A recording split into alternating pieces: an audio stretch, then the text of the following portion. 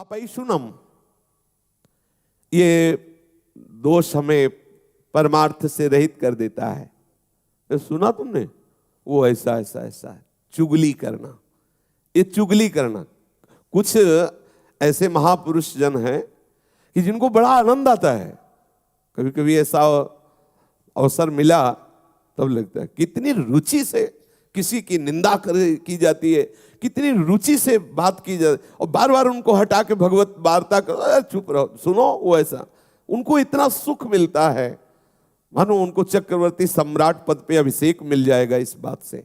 देखो, अपने परमार्थ मार्ग के साधक हैं, अपनी कोई निंदा करे तो उसकी भी हमें निंदा नहीं करनी, उसके द्वारा जो हृदय में जलन होती चुपचाप सह लेना है, पर किसी की निंदा नहीं करना। कोशिश करो किसी और की निंदा आपको सुनने को ना मिले, कोशिश करो आपको अपनी निंदा सुनने को मिले। कोई निंदा कर रहा है तो आप कान को कहो सुनो, क्योंकि अब जलेगा हृदय ना, और जब हृदय जलेगा तो फिर सही हो जाएगा। अगर अपनी निंदा हो रही तो कान में अंगुली मत डालना, जरूर सुनना, लेकिन जब किसी की निंदा होने लगे तो कान में अंगुली डाल लेना। जब अपनी प्रशंसा होने लगे तो कान में अंगुली डाल लेना, जब दूसरे की प्रशंसा हो रही तो अंगुली हटा लेना, तो अंदर तुम्हें पता चलेगा कि क्या है तुम्हारी स्थिति। दूसरे की प्रशंसा सुनकर आनंदित होना, ये हमारे साधुता के मार्ग में लाभदायक है। अपनी प्रशंसा सुनकर के हृदय में सकुचाहट आ जाना, मैं अधम, ये कैसा, यह है परमार्थ का स्वरूप। अपनी निंदा सुनकर के आनंदित होला, देखो प्रभु ये ठीक कह रहे, ऐसा ही मैं हूं। दूसरे की निंदा जब बात हो तो कान में अंगुली डाल लो, नहीं नहीं हमें नहीं सुनना। बोलना तो है ही नहीं किसी के विषय में, पर चर्चा ही हमें दोष से युक्त कर देती है। भगवत चर्चा छूटी, जहां किसी की चर्चा तहां कोई न कोई अपराध बन जाएगा, वाणी का अपराध बन जाएगा, हम निंदा कर बैठेंगे। ये दूसरे की बातें देखी सुनी चुगली करना है, बिल्कुल ठीक नहीं है। एक दूसरे के विषय में वार्ता करना परमार्थ के हानि की बात है। जब एक दूसरे मिले तो बोधयंता परस्परम, भगवत चर्चा करें, श्री स्वामिनी जी के रूप गुण का, उनकी लीला का, उनके हास परिहास का वर्णन करके हम अपने मन को निर्मल करें, आह्लादित करें। ये चुगली करना ठीक नहीं है। शास्त्र आदेश करता है कि ये जो चुगली करने का स्वभाव, इसे छोड़ो, क्योंकि इसके छोड़ने से आपका हृदय निर्मल होगा। ये वो सद्गुण हैं जो भगवान को अधीन कर लेते हैं। हमें किसी के विषय में नहीं बोलना, यहां तक कि अपने को सता रहा हो तो धर्म कहता है कि उसका भी परिचय मत बताओ। ये बड़ा सूक्ष्म विषय धर्म का है। जब धर्म स्वरूप बैल को जब परीक्षित जी ने देखा कि उसके चरण टूट गए हैं, तीनों एक चरण से चल रहा है और एक पुरुष प्रहार भी कर रहा है, पूछा बैल से जो धर्म रूप में था कि आपको दंड कौन दे रहा है? तो बोले इसका ठीक निर्णय नहीं किया जा सकता कि कौन दंड दे रहा है। जैसे जैसे वार्ता हुई परीक्षित जी समझ गए ये धर्म है, क्योंकि ये धर्म कहता है कि अपने को भी जो सता रहा है हम उसका भी परिचय न बताए, क्योंकि वो कोई न कोई मेरा कर्म ही है जो उसको प्रेरित करके आया है और मुझे दुख दे रहा है। वो बेचारा तो निमित्त मात्र है, वो थोड़ी हमें दुख दे रहा है। कोई न कोई कर्म, को न काहू के दुख सुख कर दाता, निज कृत कर्म भोग सुन भाता। अगर कोई हमें आकर के पीट रहा है तो सच्ची मानिए हमारा कर्म ही कोई उसके ऊपर बैठ गया और वो आकर हमें पिटवा रहा है, हम उसका भी विरोध नहीं करते। यही तो साधुता है। इन्हीं सद्गुणों से तो प्रभु रीझ जाते, प्रभु प्रसन्न हो जाते हैं। हमें ये बात धारण करनी हृदय में। प्रभु के मार्ग में चलने का आपका उद्देश्य है तो आप चुगली करना छोड़ दीजिए। देखो, किसी से कहना नहीं, कसम खाओ किसी से नहीं कहेंगे, और अब वो दूसरे से बोलेगा देखो कसम खाओ किसी से मत कहे। पूरी समाज में बात हो गई और वो किसी से कहना भी नहीं है। ये बहुत प्रपंच का विस्तार अंदर होता रहता है, हम समझ नहीं पाते हैं। अच्छा, बात जैसे हमने सुनी या देखी ना, तो गरिष्ठ भोजन पालो तो उसके पचने के लिए, जैसे पाचन शक्ति बढ़ाने वाली ऐसे पदार्थ है कि पालो तो पच जाएगा। ऐसे ही जब किसी की बात अगर आपके हृदय में पहुंच गई और आप नाम जपना शुरू कर दें तो भले पच जाए, नहीं तो चाहे दीवार से बोलना पड़ेगा। आहा, अब थोड़ी शांति मिली। वो जैसे नहीं पेट में गुड़गुड़ गुड़गुड़ होए, तो फिर अब उसमें चूरन, पंचसकार चूर्ण या कोई ऐसा डाल लो तो भले बच जाओ, नहीं तो वो फिर बार बार खट्टी डकारें आना और ऐसा। तो ऐसे इसमें डकार से आती। कैसे बोले? कोई तो मिले तो बोले सुनो, किसी से कहना नहीं। बोले क्या? बोले पहले बताओ किसी से? बोले कसम से नहीं कहेंगे। अब वो उनसे, अब वो दूसरे से बोले कि ऐसा, ये परमार्थ के विपरीत चेष्टा है। थोड़ा हम हजम करना, पर हजम करने की औषधि नाम है। अगर नाम जप नहीं हो रहा तो हजम नहीं होगा, वो बिल्कुल धरी रहती यही। और जब निकाल देना, किसी से बात कर देना, तब लगता है हाँ अब शांति मिली है। वो तो कहना ही पड़ेगा। इसलिए नाम जप के द्वारा पचा सकते हो, अन्यथा नहीं। अगर नाम जप नहीं तो आप ये पचा नहीं सकते। वो आपसे बुलवाएगी, चुगली करवाएगी, निंदा कराएगी। दोष दृष्टि द्वेष वृत्ति मिटा करके हमें सर्वत्र भगवत भाव करना है। इसलिए हमें किसी की चुगली नहीं करनी है।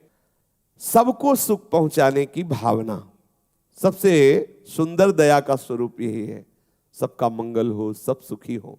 कैसे होंगे?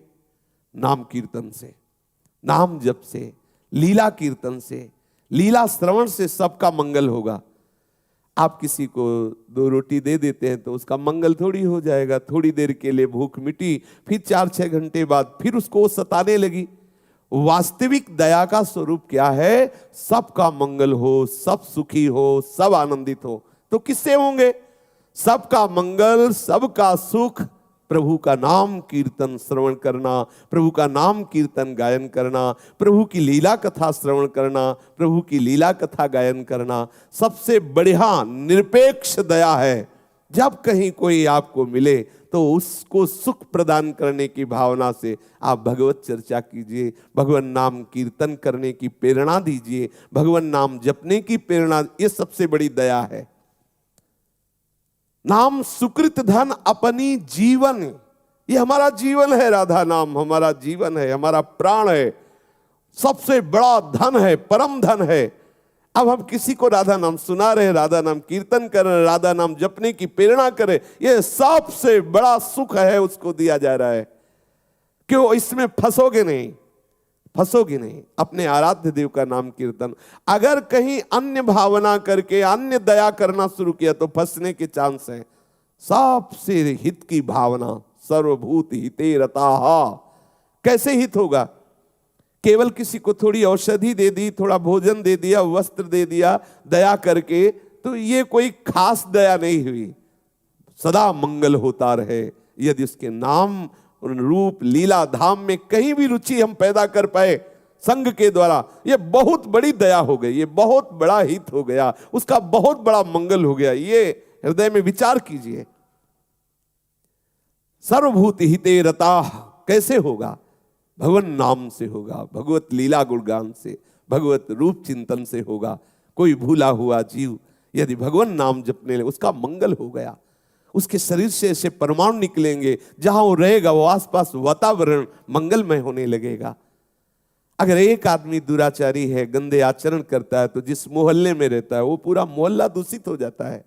उसके वातावरण से वो सब दुखी होने लगते हैं। एक महात्मा जहां रहता है तो वो क्षेत्र आनंदमय होने लगता है, क्योंकि उसका प्रभाव सबके पाप का नाश करके आनंद प्रदान करता है।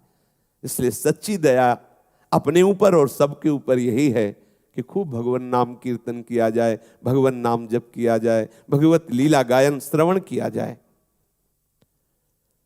भगवान दया समुद्र है। सभी को शुद्ध करने के लिए देखो भगवान अवतार धारण करते हैं, सभी को शुद्ध करने के लिए भगवान लीलाएं करते हैं। भगवान विविध नाम रूप लीला इसीलिए प्रकाशित करते, सबका मंगल हो। कभी कभी प्रतिकूल लीलाएं करके, जैसे प्रभु आवेश में रोष में दिखाई दे रहे हैं और दिव्यास्त्रों के द्वारा वो संहार लीला करते नजर आ रहे हैं। बड़ी दया है इसमें। जिस पद को बड़े बड़े योगी जन योग साधना से प्राप्त करने की चेष्टा करते रहते हैं, उसी पद को प्रभु रोष में आकर के उन असुरों को प्रदान कर देते हैं जो भगवत विरोधी हैं। जैसे प्रभु की दया का स्वरूप है सबका मंगल करना। ऐसे ही भक्त की दया का स्वरूप है सबका मंगल करना। संत महात्माओं की दया समस्त भूले हुए प्राणियों को भगवान नाम रूप लीला धाम में लगाना है। जो दूसरों के दुखों को मिटा दे वही तो दया का स्वरूप है। तो दुख मिटेंगे क्या संसारिक वस्तुओं से, और दुख बढ़ जाएंगे। आप सोच रहे हैं कि अगर इसके मकान में बिजली लग जाए, एसी लग जाए तो आराम से सोएगा। ठीक है, आपने लगा दिया, लेकिन हर महीने अब जो बिल बढ़ने लगा तो अब वो दुख तो बढ़ रहा है ना। अब वो बिगड़ेगी वो मशीन, उसको सुधारने का। अगर वास्तविक शीतलता प्रदान करनी है तो प्रभु के चरणारविंद, प्रभु के नाम, प्रभु के रूप, प्रभु के लीला, यह है दया का वास्तविक स्वरूप। साधक को चाहिए कि अलोलुप्तम रूपी सद्गुण धारण करे। इंद्रियों का विषय भोग के लिए प्रतिपल लालायित रहना स्वभाव है। जो हमारी 5 ज्ञान इंद्रियां हैं उनका स्वभाव है नीचे की तरफ उतरना। सांसारिक रूप देखना, सांसारिक सुगंध सूंघना, सांसारिक स्वाद लेना, सांसारिक स्पर्श सुख लेना, सांसारिक शब्द सुनना, इनका स्वभाव है। अब इस स्वभाव का परिवर्तन करके भगवत भाव में लाना है। ये जो स्वभाव, इसे लोलुपता कहते हैं, और इस स्वभाव पर विजय प्राप्त कर ले उसे अलोलुप्तम कहते हैं। ये दैवी संपदा है, ये भगवत प्रसन्नता का अनुभव कराने वाला सद्गुण है। हम उतनी ही वस्तुओं का सेवन करें जिससे हमारा भगवत चिंतन सतत चलता रहे। सच्ची मानिए, ये जो बहुत गरिष्ठ भोजन है, बहुत मीठा भोजन है, ये जो कई तरह के, ये हमारे अंदर कई वासनाएं पैदा कर देता है। आप एक दिन माधुकरी या सात्विक भोजन भगवत अर्पित करके पाइए, दूसरे दिन पूड़ी कचौड़ी समोसा और गुजिया गुलाब जामुन ये सब भर पेट पाइए। फिर आप दोनों दिन के भजन का निर्णय कीजिए, दोनों दिन के विचार को आप डायरी में लिखिए, ईमानदारी से निर्णय करके। आप एक दिन जो सात्विक भोजन भगवत प्रसाद स्वरूप पाए तब आपके क्या विचार थे, कैसी भजन पद्धति चली, और दूसरे दिन जब आप भंडारे का पाए या ऐसा गरिष्ठ भोजन पाए तब आपके कैसे विचार रहे, देख लीजिए। ये लोलुपता छोड़ने के लिए आपको एक नियम बनाना पड़ेगा। समाज में जो अच्छे पदार्थ कहे जाते हैं उनसे आपको बचना होगा। ये बहुत अच्छा अच्छा भोजन बना हुआ है, वो आपके भजन को नीरस करने वाला है। ये इंद्रियों की लोलुपता, एक एक इंद्री को संभालना होगा। हम ऐसे रूप देखने के मार्ग में चले हैं जो रूप समुद्र हैं। क्या कौन सा रूप है ऐसा? यहाँ सब नाशवान परिवर्तनशील। ये जो शरीर आप देख रहे हैं इसमें कुछ भी डालो मलमूत्र बन जाता है। क्या खास बात इसमें है? जरा सा रोग हो जाए तो चेहरा बदल जाता है, जरा सी अंदर कोई क्षोभ वृत्ति आ जाए तो क्या होता है, थोड़ी देर में मृत्यु। कि अब अपने को लगता है 100 वर्ष 80 वर्ष, अरे ऐसे गए 100 वर्ष, देखते देखते गए। इस इंद्रियों के विलास को कब तक नेत्र सोचते हैं ये सुंदर ये सुंदर, कहीं कोई सुंदर नहीं। देख लो क्या सुंदर है क्या। जब प्रभु की तरफ आप देखोगे तब आपको पता चलेगा कि सुंदरता किसे कहते हैं। सुगंध हमारे प्रभु के श्री अंग में जो है वो सुगंध हमें प्राप्त करनी। स्पर्श हमें स्वामी जी के श्री चरणों का, लालजू के श्री चरणों का प्राप्त करना है। श्रवणेन्द्रीय प्रिया प्रीतम कैसी रसमयी बातें कर रहे, इसको हमें सुनना है। एक एक इंद्री को हमें ये लोलुपता जगानी है। ये जो लोलुपता विषयों की तरफ बन गई है इसे हम त्यागे, बिना इससे त्यागे आगे नहीं बढ़ सकते। थोड़ा नेत्रों को संयम में रखें, बाहरी रूप देखने से बचिए। है ही नहीं सुंदर, क्या सुंदर है? तुम्हारे अंदर वासना इसलिए सुंदर लगता है। यहाँ कोई सुंदरता है? अरे सौंदर्य समुद्र प्रभु है, चिदानंदमयी सुंदरता प्रतिपल बढ़ती रहती। यहाँ तो प्रतिपल नाश को प्राप्त हो, क्या सुंदरता। एक देवता उतर पड़े तो सब यहाँ ऐसे हो जाएंगे जैसे सूर्य उदय होने पर तारे हो जाते हैं, ऐसे एक देवता। और प्रभु की जब सुंदरता की बात आती है तो देवलोक भूलोक रसातल कोई है नहीं, क्योंकि सब प्राकृतिक माया के द्वारा रची है। प्रभु का चिदानंद सौंदर्य। कभी अपनी नेत्रेंद्री को ये लालच लोभ जगाइए कि हमें प्रभु को देखना है। प्रिया प्रीतम श्याम सुंदर और किशोरी जी जब बात करती है, ओ अमृत रस बरसता है, वो हमें सुनना है। प्रिया प्रीतम का स्पर्श, प्रिया प्रीतम की गंध, प्रिया प्रीतम का उच्छिष्ट, हमें प्रत्येक इंद्रियों में ये लालच पैदा करना है। इसी लालच के बल से हम विषय लोलुपता का त्याग कर पाएंगे, इसी बल से कर पाए। अगर ये लालच नहीं जगाया आप तो लगेगा कैसा क्या जीवन, कह रहे हैं अच्छा ना खाओ, ऐसा ना करो, वैसा। अरे जितने दिन का जीवन मिला है मौज लो, मौज आनंद। तो ये इधर मौज है, इधर मौज है। बड़ी मौज वालों को देखा है नाली में गिरे हुए पड़े, मौज है उसमें, नाली में पड़े।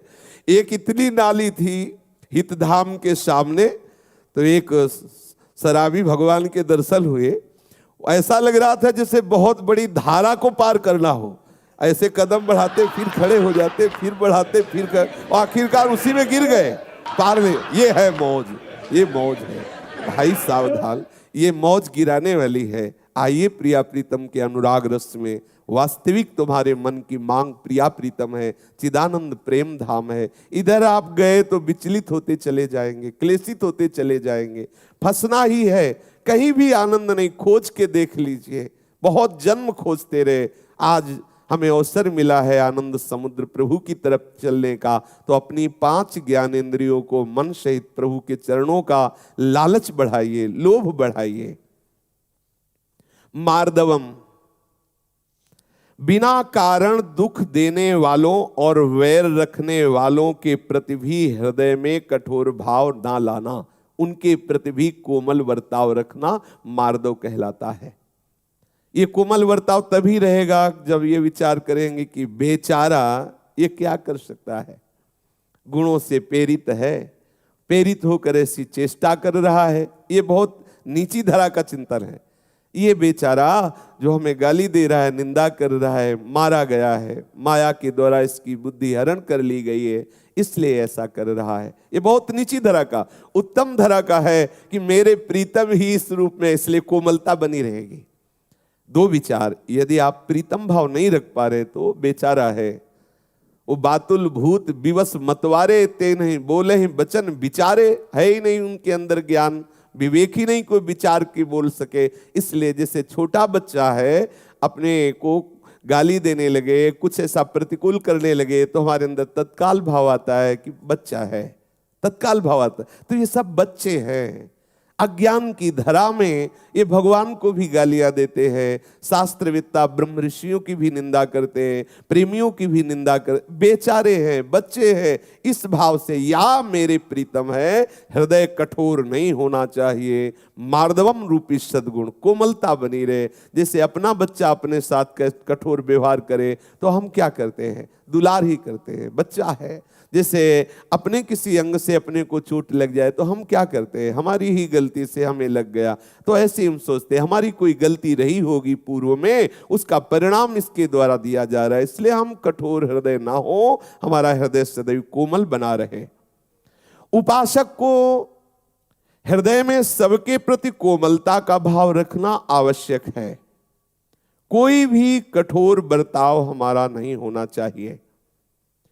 कोमलता जब आपके हृदय में रहेगी तो प्रिया प्रीतम आके विराजमान हो जाएंगे। ध्यान रखना, हृदय को कोमल बनाना है। कोमल हृदय सरस होता है, सरस कोमल हृदय में ही प्रिया प्रीतम विराजते हैं, कठोर हृदय नहीं। सब महापुरुष एक स्वर में आदेश करते हैं यही, कबहू कठोर न होई, कोमल चित सब सो मिले, कबहू कठोर न होई। सबसे कोमल व्यवहार, कोमल भावनाएं, हमारे अंदर कठोरता स्पर्श न करे, क्योंकि मुझे संभालना, मेरे हृदय में प्रिया प्रीतम आने वाले हैं। रसिक शेखर नौ किशोरी किशोर सुकुमारता की रास जुगल सरकार पधारने वाले हैं। जैसे हम लीप पोत के आंगन और सुंदर आसन की रचना करते हैं कि भाई गुरुदेव पधार रहे हैं, कोई महापुरुष पधार रहे हैं। अगर थोड़ा भी कूड़ा आने की संभावना होती है तो हम उसे रोकने की चेष्टा करते हैं कि यहाँ गंदा ना होने पावे। ऐसे ही हमारा हृदय अब प्रिया प्रीतम के लिए प्रिया प्रीतम पधारेंगे। हम अपने हृदय को कोमल रखें, क्योंकि इतने सुकुमार प्रिया प्रीतम विराजेंगे, कठोर हृदय ना होने पावे, ये किसी के प्रति ना होने पावे। क्योंकि हम बर्ताव किसी के प्रति कठोर करेंगे तो हमारा हृदय कठोर होगा ना। कठोर हृदय में हमारे सुकुमारी किशोरी किशोर थोड़ी आएंगे। इसलिए हमें हृदय एकदम द्रवित रखना है, कोमल रखना है, सरल स्वभाव रखना है। कठोरता हृदय में आने न पावे, सावधानी रखनी है। ह्री, शास्त्र और लोक मर्यादा के विरुद्ध काम करने पर जो एक लज्जा होती है, एक संकोच होता है, उसे ह्री कहते हैं। ये आपको अशुभ आचरणों से बचाएगी। अगर हम ऐसा करेंगे तो हम साधक हैं, हम उपासक हैं, क्या होगा? शास्त्र विरुद्ध आचरण, लोक में निंदा। नहीं, ऐसा नहीं होना चाहिए। मेरे द्वारा ये नहीं होना। मैं ये नहीं खा सकता क्योंकि साधक हूं, मैं ये नहीं देख सकता क्योंकि साधक हूं, मैं ये ऐसा आचरण नहीं कर सकता, साधक हूं, उपासक हूं।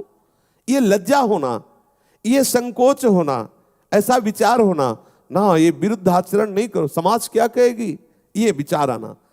ऐसा प्रभु को क्या सोचेंगे, देखो मेरा शरणागत है, ये क्या कर रहा है, नहीं मुझे ऐसा नहीं करना। लज्जा होना, ये ह्री सद्गुण है।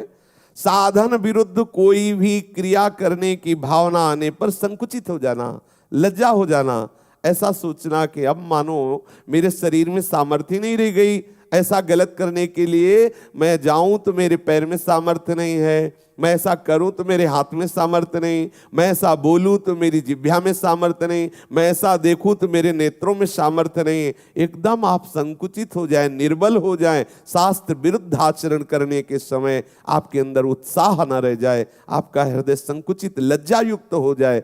ये ह्री रूपी सद्गुण है, ये भगवत कृपा से उपासकों के हृदय में जागृत होता है।